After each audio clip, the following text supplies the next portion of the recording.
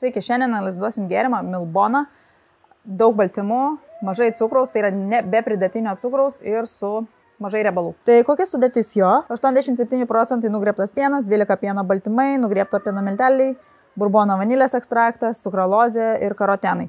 Tikrai sudėtis yra paprasta, aiški, sukralozė galimai nėra pavojinga, jinai yra pagaminta iš cukraus, bet skaitosi kaip saldiklis, neturi kalorijų, lygtais nekelia cukraus kiekio kraujyje, bet lygtais yra tyrimų, kad jau tas insulinas šiek tiek turi reakcijos, tai irgi čia klausimas, ar iš tikrųjų taip yra. 1,50 € už 332 ml gėrimą.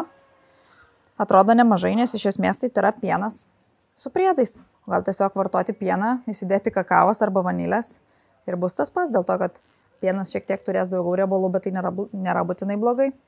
Pienas yra UHT, tai gal irgi turėtų šiek tiek saldesnis būti, galime paragauti ir įsivertinti, ar tikrai tas gėrimas skanus. Ir jeigu, pavyzdžiui, norim kažko tokio panašaus, ar tiesiog galime nusipirkti nieko nebijodami. Tai iš esmės, jeigu tikrai nenorime patys kažko ten gamintis, sutaupydami pinigų, tiesiog norim atsigerti kažkokio gėrimo, kuris nėra per lyg pavojingas, tai sakyčiau, tikrai nebloga alternatyva. Dabar skonis. O Jėzau, labai saldu.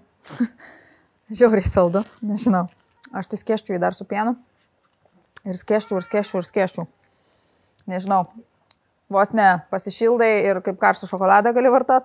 Kažkokie tie milteliai šiek tiek jaučiasi burnoj. Tai jeigu labai patinka tas gėrimas, galite vartoti jį, bet manau, kad viena jo neigiama savybė yra tai, kad duoda tą stiprų saldumo skonį ir tiesiog įpranti prie daug saldumo. Ir kartais vietoj tos cukrolozės, kuri yra 600 kartų saldesnė už cukrų, norisi to cukraus ir kad būtų taip pat saldu.